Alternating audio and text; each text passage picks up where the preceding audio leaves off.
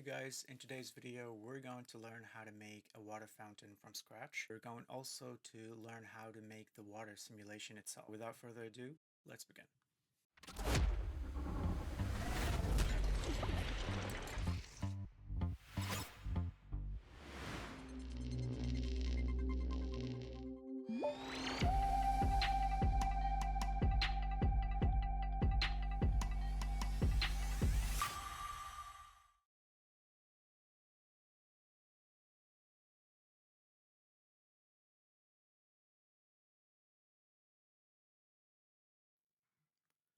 Alt-Z to activate the X-ray mode, then box select and delete the upper vertices.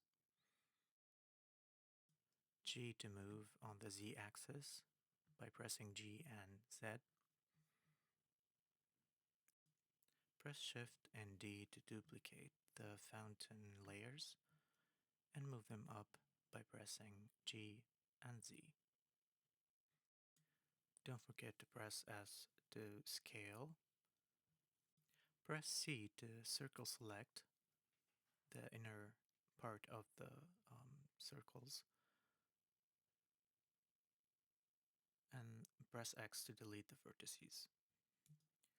Okay, now hold down Alt and Shift to select the inner circles. It's a kind of a group select.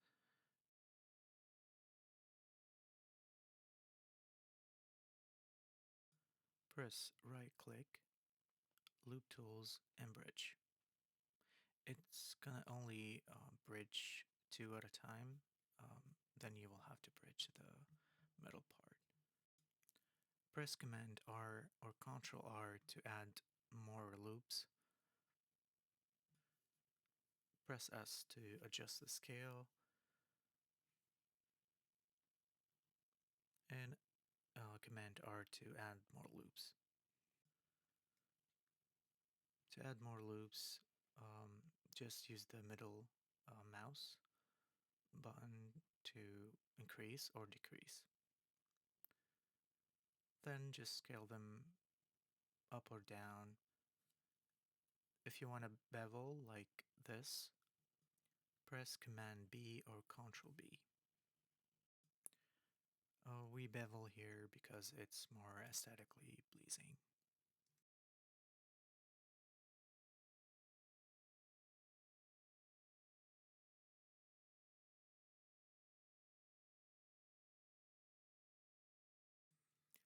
Command R to add more loops, middle mouse to increase or decrease, it's up to you.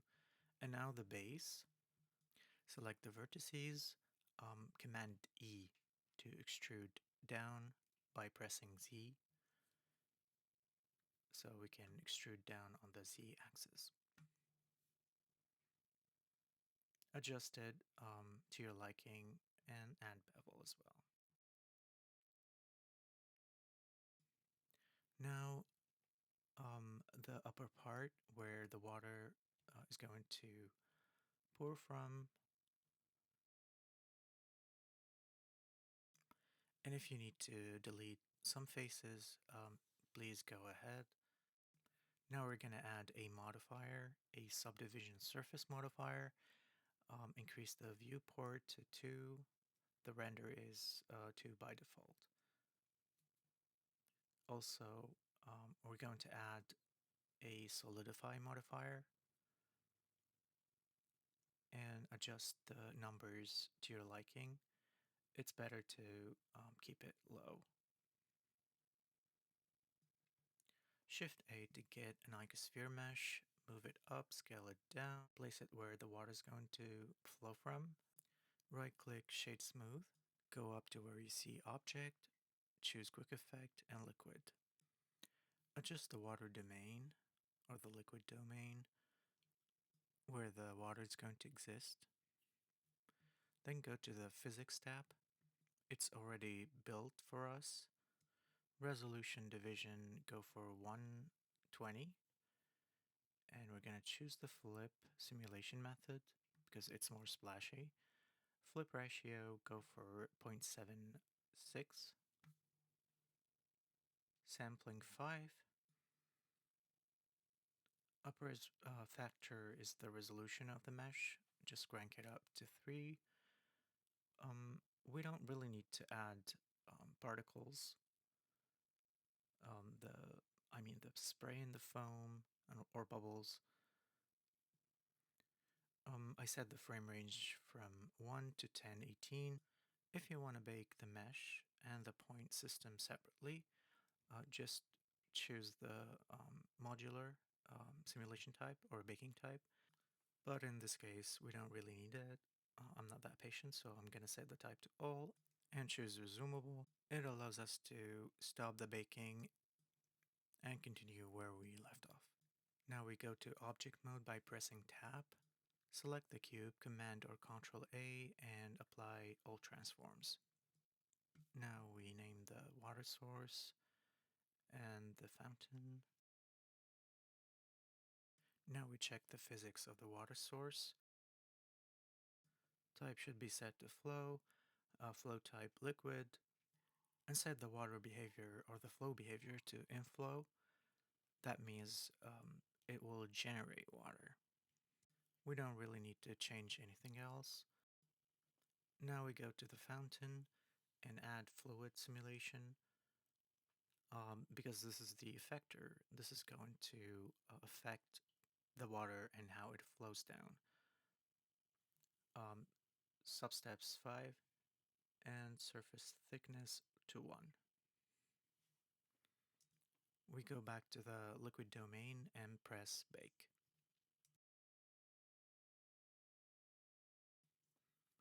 And that's our water simulation after baking. We're going to build the water material by going to the shading tab and press new. We get the BSDF, principal BSDF or the principal shader.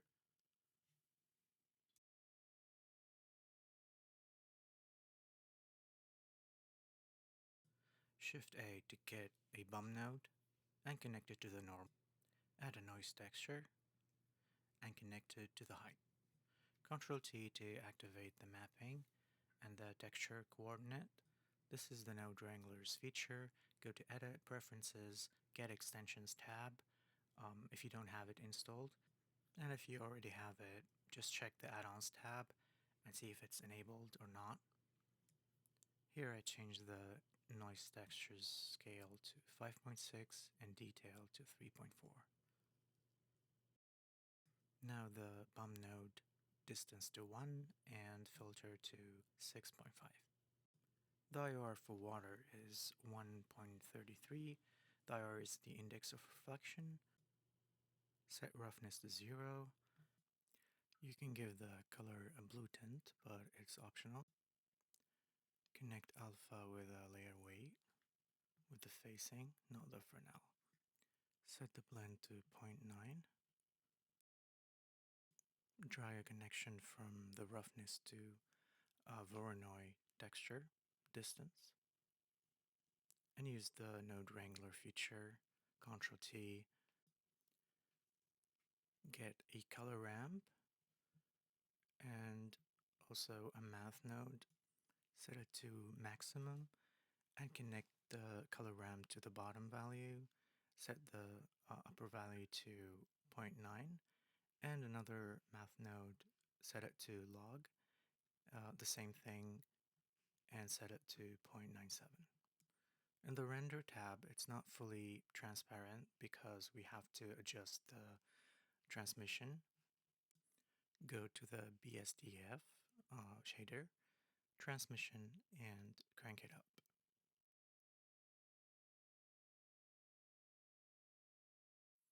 And now we're done with the water material or the water shader. Here I have the world tab set to sky texture. It's up to you if you want to switch over to another HDRI and see how the water reacts to the light.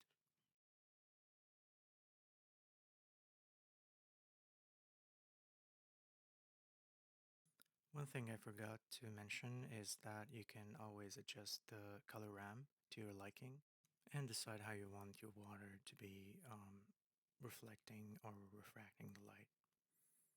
Basically, the roughness is the caustics. Also, make sure to hide the water source from the render. For the camera setup, press Shift and A to get a camera.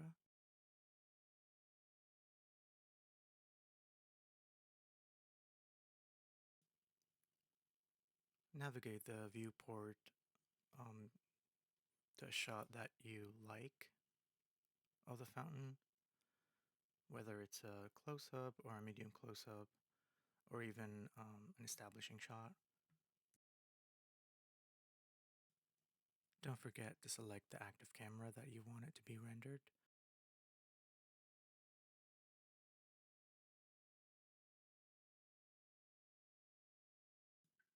To let the camera capture this shot.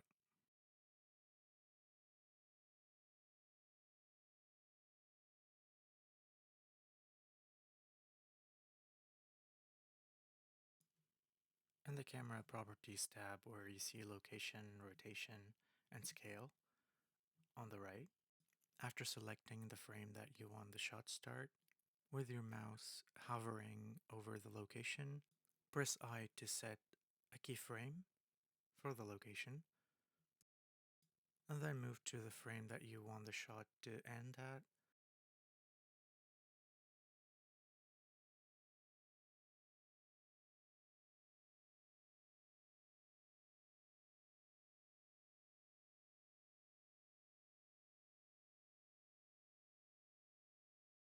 And dolly out the camera or zoom out, and then do the same thing with the hovering over the location and press I to set a keyframe.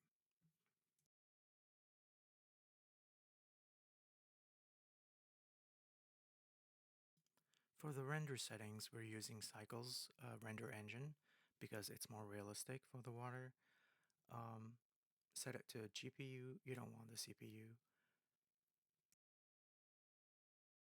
It's up to you how many samples you want to render. For me, I just set it to 100 and left the noise threshold as it is to 0.01.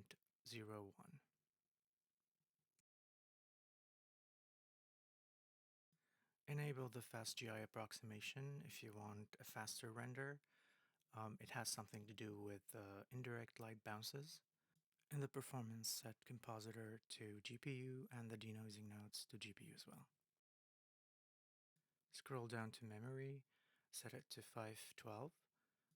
Scroll down and enable persistent data for the final render, and the color management to filmic, and the look to low contrast.